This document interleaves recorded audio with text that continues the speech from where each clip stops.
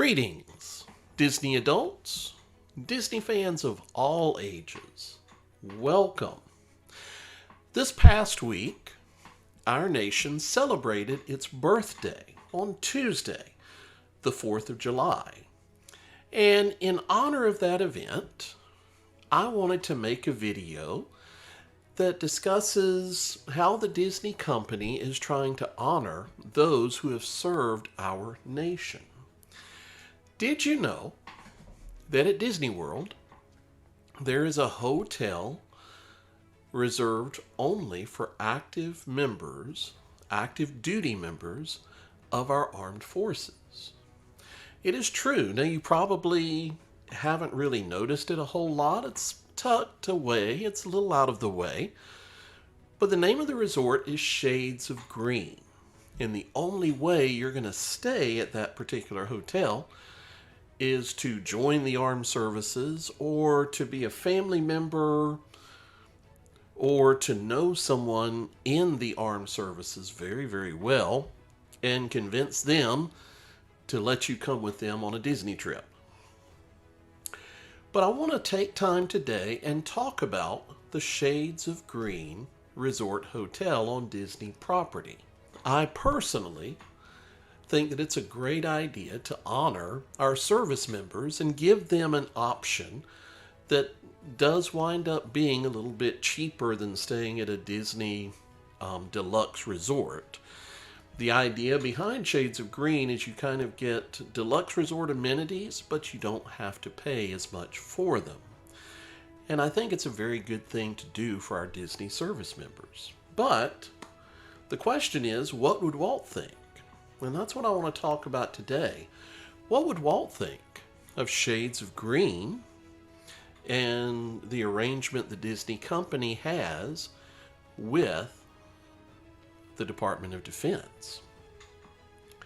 Now, before we can answer any of those questions, we first have to look at Shades of Green, and let's talk about what it was before. And to do that, we're going to have to go back in time.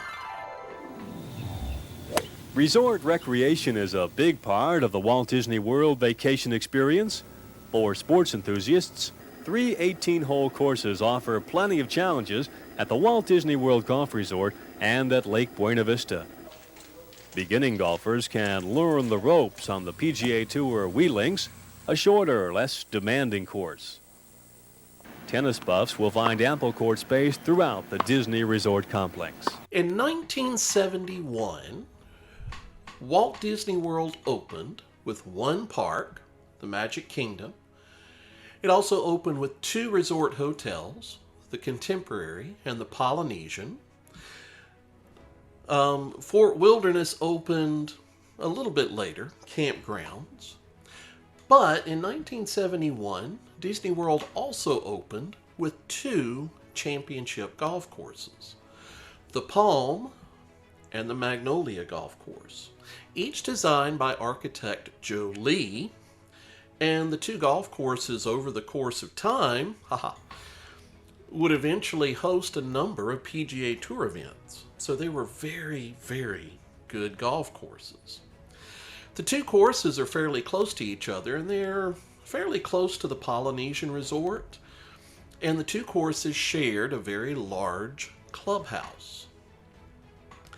And then over the course of the next couple of years, 2 hotel-style wings were built. One was the Palm Wing, and the other was the Magnolia Wing. And by 1973, they opened up a new resort. It was a smaller resort. It only had about 150 rooms. And the clubhouse for the 2 golf courses kind of served as the central lobby area, meeting point. They added some restaurants, some shops. And in 1973, the Golf Resort Hotel opened. It was kind of designed as more of a golf hotel at Disney World, with access to some beautiful golf courses, some very challenging golf courses, and the Disney company thought that this would be a great idea.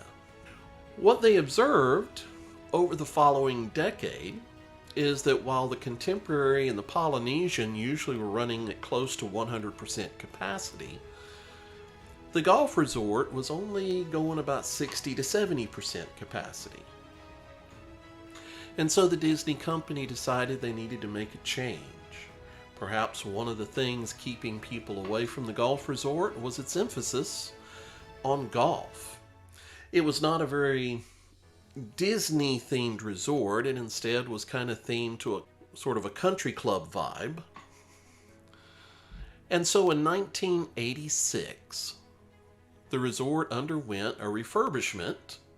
It was rethemed to more of a Snow White and the Seven Dwarfs feel, and it was renamed the Disney Inn. The same basic idea, and if you were still looking for a place to play golf and stay close at hand, you could still stay there. But Disney was hoping that this would draw more people in. A few things, though, to kind of go against that idea.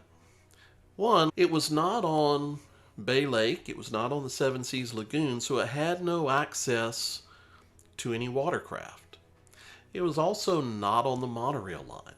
Access to the Disney Inn, previously the golf resort, was only by bus service.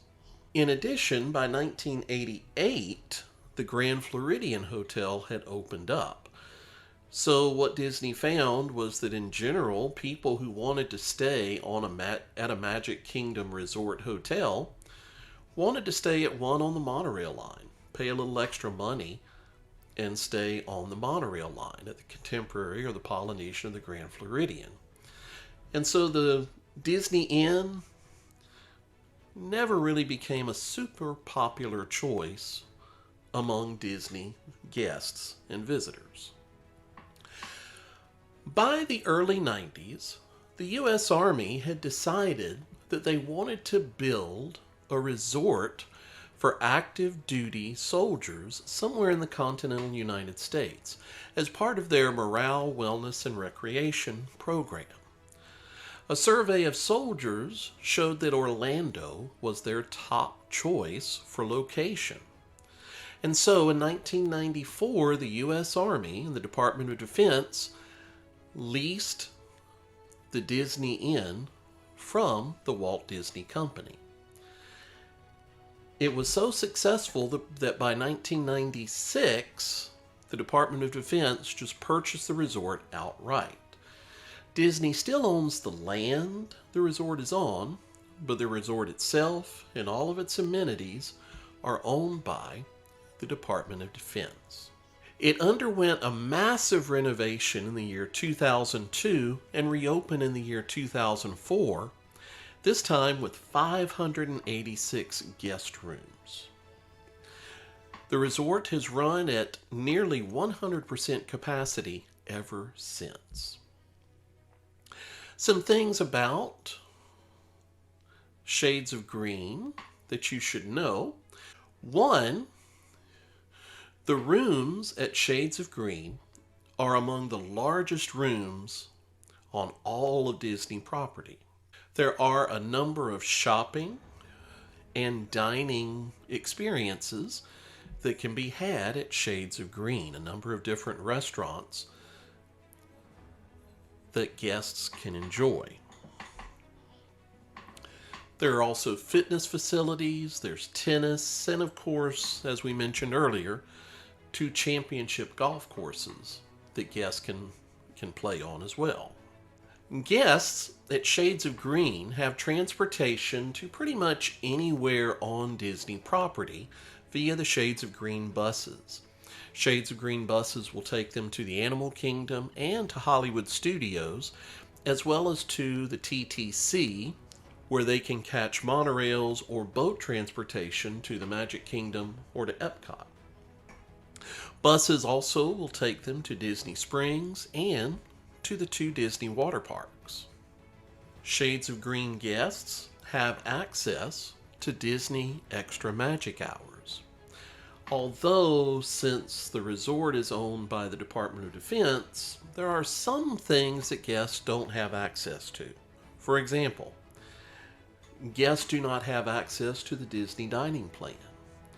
Also, guests at Shades of Green cannot charge purchases to their room unless their purchase is made at Shades of Green.